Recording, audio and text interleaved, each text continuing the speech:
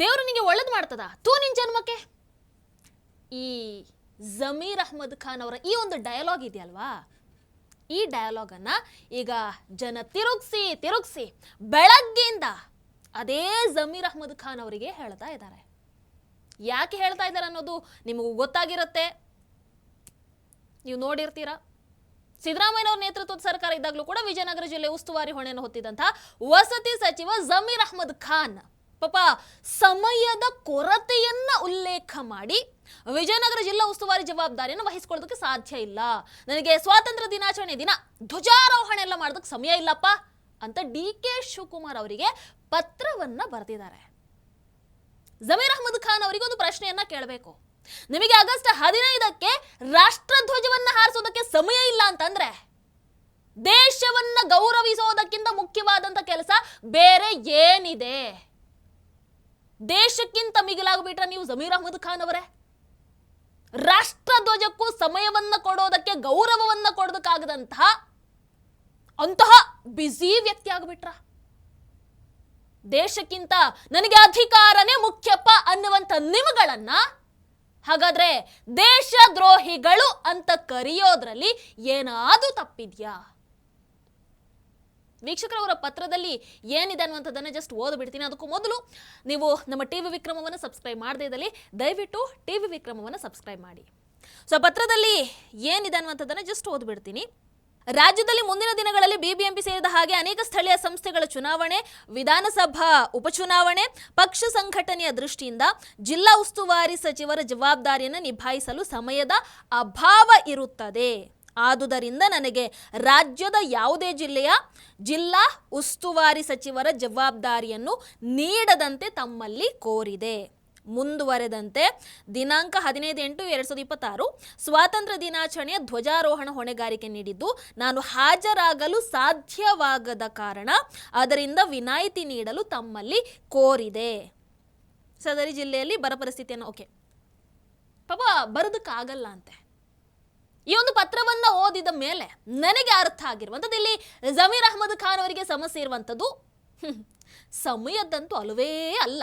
ಯಾಕೆ ಅಂತಂದ್ರೆ ಅದರಲ್ಲಿ ಅವರು ಹೇಳ್ಕೊಂಡಿದ್ದಾರೆ, ಬಿಬಿಎಂಪಿ ಚುನಾವಣೆ ಸೇರಿದ ಹಾಗೆ ಅನೇಕ ಸ್ಥಳೀಯ ಸಂಸ್ಥೆಗಳ ಚುನಾವಣೆ ಇರೋದ್ರಿಂದ ಸಮಯದ ಅಭಾವ ಇದೆ, ಹಾಗಾಗಿ ನನಗೆ ಧ್ವಜಾರೋಹಣಕ್ಕೆಲ್ಲ ಬರೋದಕ್ಕಾಗಲ್ಲ.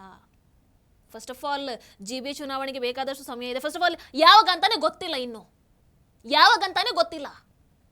ಅದಕ್ಕೆ ತಯಾರಿಯನ್ನ ಮಾಡ್ಕೊಳ್ಳೋದಕ್ಕೆ ನಿಮಗೆ ಅಯ್ಯೋ ಒಂದು ದಿನ ಆಚೀಚೆ ಆದ್ರೆ ಅಥವಾ 1 ಗಂಟೆ ಆಚೀಚೆ ಆದ್ರೆ ಅನ್ನೋ ಥರ ಕೆಲಸವನ್ನ ಮಾಡೋರಂತೂ ಅಲ್ಲ. ಆಮೇಲೆ ನಮ್ಮ ರಾಜ್ಯದ ನಾಯಕರು ಹೇಗೆ ಅನ್ನುವಂಥದ್ದನ್ನ ನಾವೇನು ನೋಡಿಲ್ವೇ? ನನಗೆ ಅರ್ಥ ಆಗದೇ ಇರುವಂಥದ್ದು, ಸ್ವಾತಂತ್ರ್ಯ ದಿನಾಚರಣೆ ದಿನ ಯಾರಾದ್ರೂ ಈ ರೀತಿಯಾಗಿ ಎಕ್ಸ್ಕ್ಯೂಸ್ ಕೊಡೋದಕ್ಕೂ ಕೂಡ ಸಾಧ್ಯ ಇದೆಯಾ ಅಂತ. ಇಲ್ಲಿ ಜಮೀರ್ ಅವರ ಸಮಸ್ಯೆ ನಮಗೆ ಬಹಳ ಚೆನ್ನಾಗಿ ಅರ್ಥ ಆಗತ್ತೆ. ಹಿಂದಿನ ಸಚಿವ ಸಂಪುಟದಲ್ಲಿ ವಸತಿ ಸಚಿವ ಸ್ಥಾನದ ಜೊತೆಗೆ ವಕ್ಫ್, ಅಲ್ಪಸಂಖ್ಯಾತ ಕಲ್ಯಾಣ ಕೂಡ ಜಮೀರ್ ಅವರ ಕೈಯಲ್ಲೇ ಇತ್ತು. ಬಟ್ ಈ ಬಾರಿ ಅದನ್ನ UT ಖಾದರ್ ಅವರ ಕೈಗೆ ಕೊಟ್ಟಿದ್ದಾರೆ. ಅಂಡ್ ಅದಕ್ಕೆ ಕಾರಣ ಆಫ್ಕೋರ್ಸ್ ಎಲ್ರಿಗೂ ಗೊತ್ತಿರುವಂಥದ್ದೇ, ಯಾವ ರೀತಿ ಅವರ ಜಮೀರ್ ಅಹ್ಮದ್ ಖಾನ್ ಅವರ ಆಡಿಯೋ ಹೊರಗೆ ಬಂತು, ಪಕ್ಷದ ವಿರುದ್ಧನೇ ವೋಟ್ ಹಾಕೋದಕ್ಕೆ ಅವರು ಅದರಲ್ಲಿ ಏನೇನೆಲ್ಲ ಹೇಳಿದ್ರು, ಅದಾದ ನಂತರ ಸಿದ್ದರಾಮಯ್ಯನವ್ರ ಜೊತೆಗಿರುವಂಥ ಅಸಮಾಧಾನ ಆಗಿರ್ಬೋದು, ಎಲ್ಲ ಕಾರಣಕ್ಕೆ ಮೊದಲ ಲಿಸ್ಟಲ್ಲಿ ಜಮೀರ್ ಅಹ್ಮದ್ ಖಾನ್ ಅವರ ಹೆಸರು ಇರಲಿಲ್ಲ, ಕೈ ಬಿಟ್ಬಿಟ್ಟಿದ್ರು. ಸೊ ಈಗ ಸೆಕೆಂಡ್ ಲಿಸ್ಟಲ್ಲಿ ಅವರನ್ನು ತಗೊಂಡು ನಿನಗೆ ವಸತಿ ಸಾಕು, ಮನೆಯನ್ನ ನೋಡ್ಕೋ, ಮನೆ ಹಾಳು ಕೆಲಸ ಮಾಡೋದಕ್ಕೆ ಹೋಗೋದೆಲ್ಲ ಬೇಡ ಅಂತ ಹಾಗೆ ಕೂರಿಸಿಬಿಟ್ಟಿದ್ದಾರೆ. ಅದು ಜಮೀರ್ ಅಹ್ಮದ್ ಖಾನ್ ಅವರಿಗೆ ಈಗಿರುವಂಥ ಸಿಟ್ಟು. ಸೊ ಈ ಲೆಟರ್ ಏನಿದೆ ಇದು ಪ್ಯೂರ್ ರಾಜಕೀಯ ವಿಚಾರ, ರಾಜಕೀಯ ಕಾರಣ. ಸುಳ್ಳು ಹೇಳಿರುವಂಥದ್ದು ಅದರಲ್ಲಿ. ಅವರೇ ಪಾಪ ಈ ಹಿಂದೆ ಒಂದು ಬಾರಿ ಮಾತಾಡುವಾಗ ಹೇಳಿದ್ರು, ನಾನೇನು ಸತ್ಯ ಹರಿಶ್ಚಂದ್ರ ಅಂತ ಹೇಳ್ತಾ ಇಲ್ಲ ಅಂತ. ನಾನು ಸತ್ಯ ಹರಿಶ್ಚಂದ್ರ ಅಂತ ಹೇಳಲ್ಲ. ನಾನು ಈ ಬಡವರ ಮನೆ ವಿಚಾರದಲ್ಲಿ ನಾನು ಸತ್ಯ ಹರಿಶ್ಚಂದ್ರ ಅಂತ ಹೇಳಲ್ಲ. ನಾನು ಕೇಳ್ರಿ, ಕಂಪ್ಲೀಟ್ ಮಾಡಕ್ ಕೊಡ್ರಿ. ಕಂಪ್ಲೀಟ್ ಮಾಡಕ್ಕೆ ನೀವು ಇದೇ ಡೈವರ್ಟ್ ಮಾಡೋದು, ನೀವು ಇದೇ ತಪ್ಪಿದು. ಕಂಪ್ಲೀಟ್ ಮಾಡಕ್ ಕೊಡ್ರಿ, ಕಂಪ್ಲೀಟ್ ಮಾಡಕ್ ಕೊಡಿ ಗುರುವೇ, ಕಂಪ್ಲೀಟ್ ಮಾಡಕ್ ಕೊಡು. ಹೇಳ್ರಿ, ನಾನು ಸತ್ಯ ಹರಿಶ್ಚಂದ್ರ ಅಂತ ಹೇಳ್ತಾ ಇಲ್ಲ. ನಾನು ಈ ಬಡವರ ಮನೆ ವಿಚಾರದಲ್ಲಿ ಏನಾರ ತಗೊಂಡ್ರೆ ಅವ್ರಿಗಿಲ್ಲ, ಅವ್ರ ಮಕ್ಳಿಗೆ ಶಾಪ ತಟ್ಟೆ. ಹಾಗಾಗಿ ಆ ಪತ್ರದಲ್ಲಿ ಸಮಯದ ಅಭಾವ ಇದೆ ಅಂತ ಬರ್ಕೊಂಡಿರೋ ಸುಳ್ಳದು. ಆಮೇಲೆ ಬರದೇ ಇರೋದಕ್ಕೆ ಇನ್ನೊಂದು ಕಾರಣ ಇರಲೂಬಹುದೋ ಏನೋ. ಯಾಕಂದ್ರೆ ಇನ್ನು ಮುಂದೆ ಪೂರ್ತಿ ವಂದೇ ಮಾತರಂ ಗೀತೆಯನ್ನು ಹಾಡಲೇಬೇಕು, ಪೂರ್ತಿ ವಂದೇ ಮಾತರಂ ಗೀತೆಗೆ ನಿಲ್ಲಲೇಬೇಕು. ವಂದೇ ಮಾತರಂ ಹಾಡಿಗೆ ಅವಮಾನವನ್ನ ಮಾಡಿದ್ರೆ 3 ವರ್ಷ ಜೈಲು, ದಂಡ ಇವೆರಡನ್ನು ವಿಧಿಸುವಂತ ಅವಕಾಶ ಇರುತ್ತೆ. ಹಾಗಾಗಿ ಪೂರ್ತಿ ವಂದೇ ಮಾತರಂ ಹಾಡೋದಕ್ಕಾಗಲ್ಲ, ನಮ್ಮ ಮತದಲ್ಲಿ ಸಮಸ್ಯೆ ಇದೆ, ಅದಕ್ಕೆ ಬರೋದಕ್ಕಾಗ್ತಾ ಇಲ್ವಾ ಗೊತ್ತಿಲ್ಲ. ಆಕ್ಚುಲಿ ಹಾಗೂ ನೋಡಿದ್ರೆ ಅಂಥ ಸಮಸ್ಯೆ ಇರ್ಲಿಕ್ಕಿಲ್ಲ ಅಂತ ಅಂದ್ಕೊಳ್ತೀನಿ. ಯಾಕಂದ್ರೆ ಮೊನ್ನೆ ಪ್ರಮಾಣ ವಚನದ ದಿನ ಬಂದಿದ್ರಲ್ವಾ, ವಂದೇ ಮಾತರಂ ಇತ್ತಲ್ವಾ, ನಿಂತಿದ್ರು. ಹಾಗಾಗಿ ಅದನ್ನ ಕಾರಣ ಅಂತ ಹೇಳೋದಕ್ಕಾಗಲ್ಲ. ಬಟ್ ಇಲ್ಲಿ ಮೇನ್ ಇರುವಂಥದ್ದು DK ಶಿವಕುಮಾರ್ ಅವರ ಮೇಲಿನ ಸಿಟ್ಟು, ಸಿದ್ದರಾಮಯ್ಯನವರ ಮೇಲಿನ ಸಿಟ್ಟು, ಹೈಕಮಾಂಡ್ ಮೇಲಿನ ಸಿಟ್ಟು, ಕಾಂಗ್ರೆಸ್ ಪಕ್ಷದ ಮೇಲಿನ ಸಿಟ್ಟು, ಅಸಮಾಧಾನ. ಬಟ್ ನಾನು ಕೇಳುವಂಥದ್ದು, ನಿಮ್ಮ ಸಮಸ್ಯೆ, ನಿಮ್ಮ ಒಳಗಿನ ಕಿತ್ತಾಟ, ನಿಮ್ಮ ರಾಜಕೀಯ ಗುದ್ದಾಟ ಏನೇ ಇದ್ರೂ ಕೂಡ ಸ್ವಾತಂತ್ರ್ಯ ದಿನದಂದು ಅದನ್ನ ಪಕ್ಕಕ್ಕಿಟ್ಟು ಬರೋದಕ್ಕಾಗಲ್ವಾ ನಿಮಗೆ? ನಿಮ್ಮ ಕೋಪವನ್ನ ನಮ್ಮ ದೇಶದ ಮೇಲೆ, ತ್ರಿವರ್ಣ ಧ್ವಜದ ಮೇಲೆ ಯಾಕ್ರಿ ತೋರಿಸ್ತಾ ಇದ್ದೀರಾ? ನಿಮಗೆ ಎಲ್ಲವನ್ನು ಕೊಟ್ಟಿರುವಂತ ದೇಶ ಅಲ್ವಾ ಇದು ಜಮೀರ್ ಅಹಮದ್ ಖಾನ್ ಅವರೇ? ದೇಶಕ್ಕಿಂತ ನಿಮ್ಮ ಅಧಿಕಾರ ದೊಡ್ಡದಾಗ್ಬಿಡ್ತಾ? ಇಂಥ ನೀವೇ ಹೇಳ್ತಾ ಇದ್ರಲ್ವಾ ಹೆಮ್ಮೆಯ ದೇಶ, ಹೆಮ್ಮೆಯ ದೇಶ. ಅಂತಹ ದೇಶಕ್ಕೆ ಸ್ವಾತಂತ್ರ್ಯ ಸಿಕ್ಕ ದಿನವನ್ನ ಹೆಮ್ಮೆಯಿಂದ ಆಚರಿಸುವುದಕ್ಕೂ ಕೂಡ ನಿಮ್ಮ ರಾಜಕೀಯ ಅಡ್ಡ ಬಂದು ಬಿಡ್ತಾ? ನಿಮ್ಮ ರಾಜಕೀಯಕ್ಕೋಸ್ಕರ ದೇಶಕ್ಕೆ, ತ್ರಿವರ್ಣ ಧ್ವಜಕ್ಕೆ ಯಾಕ್ರಿ ಅವಮಾನವನ್ನು ಮಾಡ್ತೀರಾ? ಸ್ವಾತಂತ್ರ್ಯ ಹೋರಾಟಗಾರರಿಗೆ ಯಾಕ್ರಿ ಅವಮಾನವನ್ನು ಮಾಡ್ತೀರಾ? ಜಮೀರ್ ಅಹಮದ್ ಖಾನ್ ಇಂದ ದೇಶ ಅಲ್ಲ, ಈ ದೇಶ ಇದ್ರೆ ಜಮೀರ್ ಅಹಮದ್ ಖಾನ್ ಅವರು, ಈ ದೇಶ ಇದ್ರೆ ನಿಮ್ಮ ಈ ರಾಜಕೀಯ ನಾಟಕ ಎಲ್ಲ. ಹಾಗಾಗಿ ಒಬ್ಬ ಜನನಾಯಕನಾಗಿ ಇನ್ನೊಬ್ಬರಿಗೆ ಮಾದರಿಯಾಗಬೇಕಾಗಿದ್ದಂತಹ ವ್ಯಕ್ತಿ ಇವತ್ತಂತಹ ಜವಾಬ್ದಾರಿಯ ಸ್ಥಾನದಲ್ಲಿದ್ದುಕೊಂಡು ಈ ರೀತಿಯಾಗಿ ನಡ್ಕೊಳ್ಳುವಂಥದ್ದು ಎಷ್ಟು ಸರಿ? DK ಶಿವಕುಮಾರ್ ಅವರು ಇಂತಹ ವ್ಯಕ್ತಿಗೆ ಮಂತ್ರಿಯಾಗಿ ಮುಂದುವರಿಯುವಂತ ನೈತಿಕತೆ ಇದೆಯಾ? ನೀವೇ ಉತ್ತರವನ್ನು ಕೊಡಬೇಕು. ನಿಮ್ಮ ಸಚಿವ ಸಂಪುಟದಲ್ಲಿ ಅಯ್ಯಯ್ಯೋ ಎಂತೆಂತಹ ಮುತ್ತುಗಳಿದಾವೆ, ನೆಕ್ಸ್ಟ್ ಲೆವೆಲ್. ಜೈಲಿಗೆ ಹೋದವರು ಇದ್ದಾರೆ, ದೇಶಕ್ಕೆ ಗೌರವ ಕೊಡದಂತವ್ರು ಇದ್ದಾರೆ, ವೆರೈಟಿ ಇದ್ದಾರೆ. ಬಟ್ ನನಗೆ ಒಂದು ಕ್ವಶನ್ ಇದೆ, ಜಮೀರ್ ಅಹಮದ್ ಖಾನ್ ಅವರೇ, ನೀವು ಅದೇನೋ ಅವತ್ತು ಕೂತ್ಕೊಂಡು ಭಾರಿ ಹೇಳ್ತಾ ಇದ್ರಲ್ವಾ, ವಿ ಆರ್ ಇಂಡಿಯನ್ಸ್, ನಮಗೂ ಪಾಕಿಸ್ತಾನಕ್ಕೂ ಯಾವುದೇ ಸಂಬಂಧ ಇಲ್ಲ, ಪಾಕ್ ವಿರುದ್ಧ ಯುದ್ಧ ಮಾಡೋದಕ್ಕೂ ರೆಡಿ, ಮಂತ್ರಿಯಾಗಿ ನನ್ನನ್ನ ಅಲ್ಲಿಗೆ ಕಳಿಸ್ಕೊಡ್ತಾರೆ ಅಂತಂದ್ರೆ ಹೇಳಿ, ನಾನು ರೆಡಿ, ಅದೇನೋ ಹಲ್ಲೆಲ್ಲ ಕಚ್ಕೊಂಡು ದೇಶಕ್ಕೋಸ್ಕರ ರೆಡಿ ಹೋಗೋಣ ಅಂತಂದಿದ್ರಿ. ಸುಸೈಡ್ ಬಾಂಬ್ ಅಲ್ಲ, ಏನದು ಸುಸೈಡ್ ಬ್ಯಾಂಬ್ ಹಾಕ್ತೀನಿ, ಸುಮ್ಮನೆ ತಮಾಷೆಗೆ ಹೇಳ್ತಾ ಇಲ್ಲ, ಜೋಶಲ್ಲಿ ಹೇಳ್ತಾ ಇಲ್ಲ. ಮೋದಿ ಅಮಿತ್ ಶಾ ಅವರು ಸುಸೈಡ್ ಬಾಂಬ್ ಕೊಡ್ಲಿ ನಾನು ಹೋಗ್ತೀನಿ ಅಂತ ದೇವರ ಮೇಲೆ, ಅಲ್ಲಾಹನ ಮೇಲೆ ಎಲ್ಲ ಪ್ರಮಾಣ ಮಾಡ್ತಾ ಇದ್ರಲ್ವಾ. ನಾವು ನಾನು ಹೇಳ್ತಾ ಇದ್ದೆ, ಭಾಳ ಸತಿ ಹೇಳ್ತೀನಿ ನಾನು, we are Indians, we are Hindustani. ನಮಗೂ ಪಾಕಿಸ್ತಾನಕ್ಕೆ ಸಂಬಂಧ ಇಲ್ಲ, ನಮಗೂ ಪಾಕಿಸ್ತಾನಕ್ಕೆ ಯಾವ ಸಂಬಂಧನೂ ಇಲ್ಲ. ಯುದ್ಧ ಮಾಡಬೇಕಂದ್ರೆ ರೆಡಿ, ಅದಕ್ಕೆ ನನಗೆ ಅದೇ ಮಂತ್ರಿಯಾಗಿ ನಾನು ಕಳಿಸ್ತಾರಂದ್ರೆ ಹೇಳಿ ನಾನು ಹೋಗಲು ಸಿದ್ಧ, ನಾನೇ ಹೋಗ್ತೀನಿ. ಅಲ್ಲಿ ಯುದ್ಧ ಮಾಡಬೇಕು ದೇಶಕ್ಕೋಸ್ಕರ, ನಡೀರಿ ಹೋಗ್ಬಿಡುವ, ನಾನು ಹೋಗ್ತೀನಿ ರೀ. ಬೇಕಾದ್ರೆ ಸುಸೈಡ್ ಬ್ಯಾಂಬ್ ಹಾಕ್ತೀನಿ ನಾನು, ಓಪನ್. ನಾನು ಹೇಳ್ತಲ್ಲ ಕೇಳಿಲಿ, ನಾನು ತಮಾಷೆಗೆ ನಾನು ಜೋಶಲ್ಲಿ ಹೇಳ್ತಾ ಇಲ್ಲ. ಈ ದೇಶಕ್ಕೋಸ್ಕರ ನನ್ನ ಗತಿ ಇದ್ರೆ ಸುಸೈಡ್ ಬ್ಯಾಂಕ್ ನರೇಂದ್ರ ಮೋದಿ ಅವರು ಅಮಿತ್ ಶಾ ಕೊಳ್ಳಿ, ಅಲ್ಲಾ ಮೇಲೆ ಆಣೆ, ದೇವ್ರ ಮೇಲೆ ಆಣೆ ಕಟ್ಕೊಂಡು ನಾನು ಪಾಕಿಸ್ತಾನ ಹೋಗ್ತೀನಿ, ನಡಿ.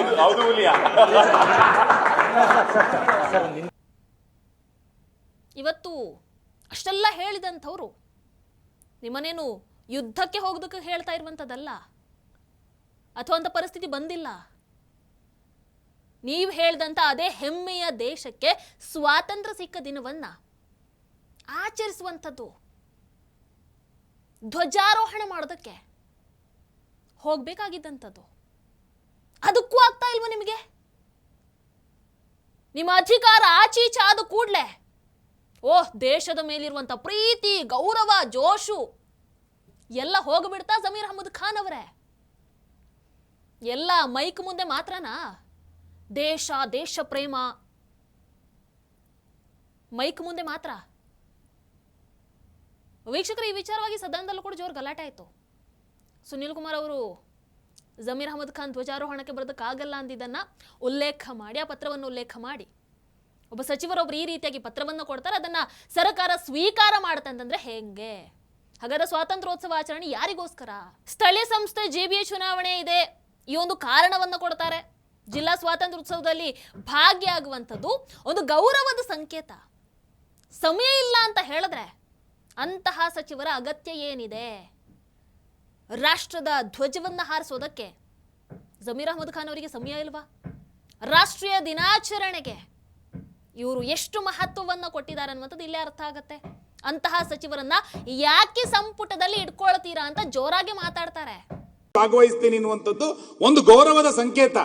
ನನಗೆ ಸಮಯದ ಅವಕಾಶ ಇಲ್ಲ, ನಂಗೆ ಕೊಡಿ, ಚೇಂಜ್ ಮಾಡಿ ಅಂತ ಹೇಳ್ತೀರಿ ಅಂತಂದ್ರೆ ಅಂತ ಸಮಯನೇ ಇಲ್ಲ ಅಂದ್ಮೇಲೆ ಆ ಸಚಿವನ ಯಾಕೆ ಇಟ್ಕೊಳ್ತೀರಿ ನೀವು?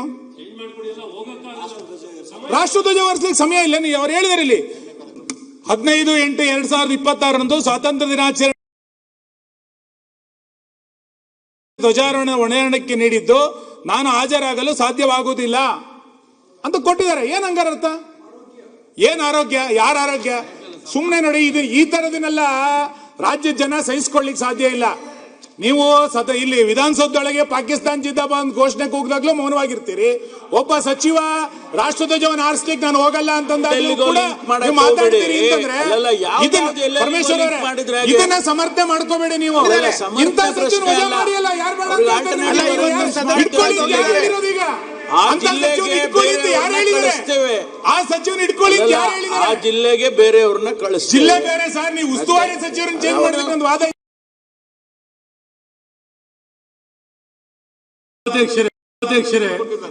ಸಭಾಧ್ಯಕ್ಷರೇ, ಒಬ್ಬ ಸಚಿವರಾಗಿರೋರು, ಸಚಿವ ಸ್ಥಾನ ತಗೊಂಡಿರುವಂತವ್ರು ಒಂದು ಜಿಲ್ಲಾ ಉಸ್ತುವಾರಿ ಸಚಿವರನ್ನಾಗಿ ಅವ್ರು ಮಾಡಿದಾಗ ಸ್ವಾತಂತ್ರ್ಯ ದಿನದ ಅಂಗವಾಗಿ ಧ್ವಜಾರೋಹಣ ಮಾಡ್ಲಿಕ್ಕೆ ಅವ್ರಿಗೆ ಸಮಯ ಇಲ್ಲ ಅಂತಂದ್ರೆ ಇದು ಯಾವ ರೀತಿ ನಡವಳಿಕೆ? ನೀವೇ ಸಮರ್ಥಿಸ್ಕೊಳಕ್ಕಾಗತ್ತಾ? ಸರ್ಕಾರದ ಒಬ್ಬ ಸಚಿವರಾಗಿ ಕೆಲಸ ಮಾಡ್ತಾರೆ ಅಂದ್ರೆ ಹೇಗ್ ನೀವು ಸಮರ್ಥಿಸ್ಕೊತೀರಾ?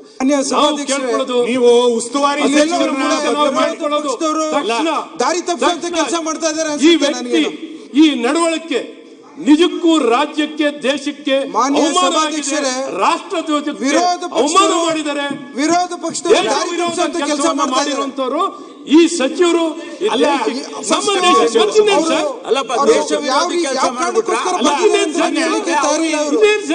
ಅವರಿಗೆ ಏನೇ ಕೋಪ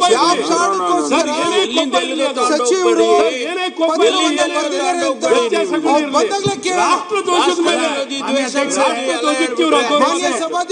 ಸಾರಿ ಅಲ್ಲ ಮಾನ್ಯ ಅಧ್ಯಕ್ಷೆ ಸುನಿಲಣ್ಣ ಸರ್, ಮಾನ್ಯ ಅಧ್ಯಕ್ಷೆ ನಾನು ಹೇಳ್ತಾ ಇರೋದು, ನೀವು ಉಸ್ತುವಾರಿ ಸಚಿವರನ್ನ ಬದಲು ಮಾಡಿದ್ದಕ್ಕೆ ನಮ್ಗೆ ವಿರೋಧ ಇಲ್ಲ. ನಿಮ್ಮ ಆಂತರಿಕ ವ್ಯವಸ್ಥೆ ಏನಾರು ಮಾಡ್ಕೊಳ್ಳಿ. ಒಬ್ಬ ಸಚಿವ ಹೇಳ್ತಾನೆ ಅಂತಂದ್ರೆ ಅಂತ ಸಚಿವ ಏನಕ್ಕೆ ಬೇಕು ಕರ್ನಾಟಕದಲ್ಲಿ? ನಮಗೆ ಉದ್ದೇಶದಲ್ಲಿ ಸಮಯ ಇಲ್ಲ ಅನ್ನುವಂತ ಸಚಿವರು ಜಮೀರ್ ಅಹ್ಮದ್ ಅವರು ಬಂದ ನಂತರ ದೇಶಕ್ಕೂ ಬೇಕು. ದಯಮಾಡಿ ಮಾನ್ಯ ಅಧ್ಯಕ್ಷ, ಇಂಥದನ್ನ ಕರ್ನಾಟಕದಲ್ಲಿ ಸಹಿಸಿಕೊಳ್ಳಿಕ್ ಸಾಧ್ಯ ಇಲ್ಲ. ಈ ಪತ್ರನ ಸಮರ್ಥನೆ ಮಾಡ್ಕೊಳ್ತೀರಿ ಮುಖ್ಯಮಂತ್ರಿ ಕಳಿಸ್ತೀರಿ. ಗೌರವದಿಂದ ಭಾಗವಹಿಸಬೇಕು. ಮಾನ್ಯ ಸಭಾಧ್ಯಕ್ಷ, ಇವತ್ತು ರಾಷ್ಟ್ರಧ್ವಜ ಅಂತ ಹೇಳ್ತಾರೆ, ನಾಳೆ ಸಂವಿಧಾನ ಕಿಮ್ಮತ್ತಿಲ್ಲ. ಇಲ್ಲಿ ಪತ್ರದ ಮೂಲಕ ಹೇಳಿದರೆ ಕಾರಣಗಳು ಇರುತ್ತೆ. ನೀವು ಸುನಿಲಣ್ಣ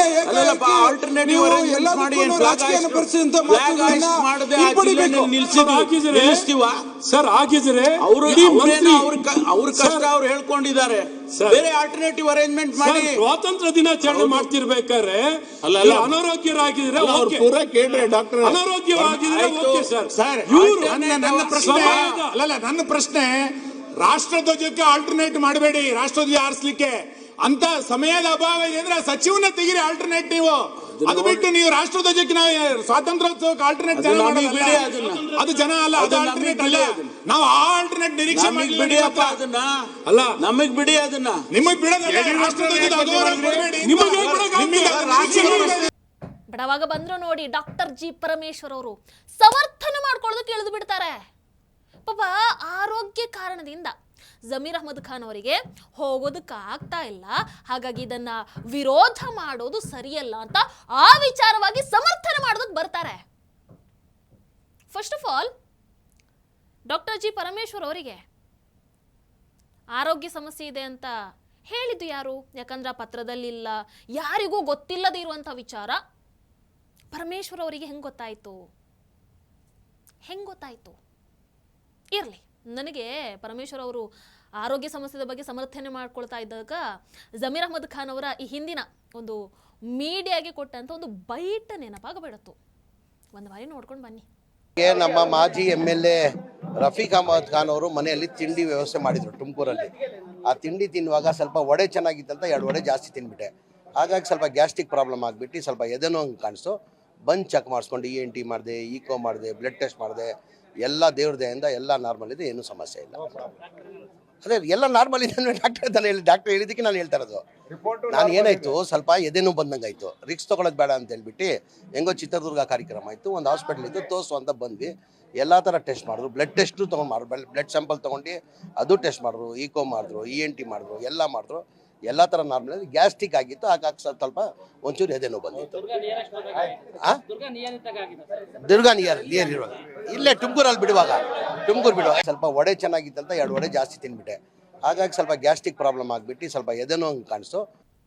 ಇರಲಿ, ಬಟ್ ಇದಕ್ಕೂ ತಿರುಗೇಟನ್ನು ಕೊಡ್ತಾ ಸುನಿಲ್ ಕುಮಾರ್ ಅವರು ಕೇಳ್ತಾರೆ, ಯಾರಿಗೆ? ಡಾಕ್ಟರ್ ಜಿ ಪರಮೇಶ್ವರ್ ಅವರಿಗೆ.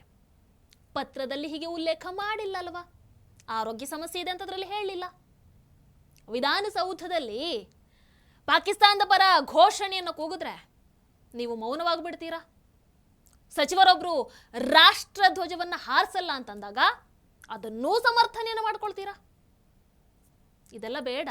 ಆ ಸಚಿವರನ್ನ ಯಾಕೆ ನೀವು ಇಟ್ಕೊಂಡಿದ್ದೀರಾ ಅಂತ ನೇರ ಪ್ರಶ್ನೆಯನ್ನ ಮಾಡಿ ಅವರೆಲ್ಲ ಸಭಾತ್ಯಾಗ ಮಾಡಿಬಿಡ್ತಾರೆ. ಜಮೀರ್ ಅಹ್ಮದ್ ಖಾನ್ ಅವರೇ, ಆಗಸ್ಟ್ 15 ಅನ್ನುವಂಥದ್ದು ನಿಮಗೆ ಯಾವಾಗಲೂ ಇರೋ ಹಾಗೆ ಮತ್ತೊಂದು ಸರ್ಕಾರಿ ಕಾರ್ಯಕ್ರಮ ಅಲ್ಲ. ಅದು ದೇಶಕ್ಕೋಸ್ಕರ ತಮ್ಮ ಪ್ರಾಣವನ್ನು ಅರ್ಪಿಸಿರುವಂಥ ಕೋಟ್ಯಾಂತರ ದೇಶಭಕ್ತರನ್ನ ಸ್ಮರಿಸುವಂಥ ಪವಿತ್ರ ದಿನ. ಅಂತಹ ಪವಿತ್ರ ದಿನ ಜನರಿಂದ ಆಯ್ಕೆಯಾಗಿ ಸಚಿವರಾಗಿ ಬಂದಂತಹ ಅಧಿಕಾರದ ಜವಾಬ್ದಾರಿ ಹೊತ್ತಿರುವಂತಹ ನೀವು ನಿಮ್ಮ ಅಧಿಕಾರ ಅದು ಬಿಡಿ, ಅಟ್ಲೀಸ್ಟ್ ಒಬ್ಬ ಭಾರತೀಯನಾಗಿ ಜನರ ಜೊತೆಗೆ ನಿಂತು ನಮ್ಮ ತ್ರಿವರ್ಣ ಧ್ವಜಕ್ಕೆ ಗೌರವವನ್ನ ಸಲ್ಲಿಸೋದು ನಿಮ್ಮ ಕರ್ತವ್ಯ. ಹೌದೋ ಅಲ್ವೋ? ನೀವು ನಾಯಕ, ಜವಾಬ್ದಾರಿ ಅದು ಸೈಡಲ್ಲೇ ಇರಲಿ, ಅಟ್ಲೀಸ್ಟ್ ಒಬ್ಬ ಭಾರತೀಯನಾಗಿ ಮಾತಾಡಿ. ಏನು ಮಾಡೋದು? ಡಾಕ್ಟರ್ ಜಿ ಪರಮೇಶ್ವರ್ ಅವರು ಹೇಳಿಬಿಟ್ರಲ್ವಾ, ಪಾಪ ಆರೋಗ್ಯ ಸಮಸ್ಯೆ, ಹಾಗಾಗಿ ವಿಜಯನಗರದಲ್ಲಿ ಧ್ವಜಾರೋಹಣ ಮಾಡೋದಕ್ಕೆ ಅವರಿಗಾಗ್ತಾ ಇಲ್ಲ, ಸಮಯದ ಅಭಾವ. ನಿಮ್ಮನ್ನೆಲ್ಲ ಹಾಗಾದ್ರೆ ದೇಶದ್ರೋಹಿಗಳು ಅಂತ ಕರೆಯೋದು ಇನ್ನೇನು ಹೇಳೋದು ಹೇಳಿ? ಇನ್ನೇನು ಹೇಳೋದು? ನಿಜಕ್ಕೂ ಇಂತಹ ಸ್ಯಾಂಪಲ್ಗಳು ನಮ್ಮ ಮಧ್ಯೆ, ಅದು ನಾಯಕರಾಗಿದ್ದಾರಲ್ವಾ, ಗ್ರೇಟೇ ಬಿಡಿ. ಇಂಥವರು ನಾಯಕರು. ದೇಶ ಪ್ರೇಮ ಮೈಕ್ ಮುಂದೆ ಮಾತ್ರ. ಅಧಿಕಾರ ಅಂತ ಬಂದಾಗ, ತಮ್ಮ ಸ್ವಾರ್ಥ ಅಂತ ಬಂದಾಗ ದೇಶನೂ ಇಲ್ಲ, ದೇಶ ಪ್ರೇಮನೂ ಇಲ್ಲ. ಇದು ವಾಸ್ತವ.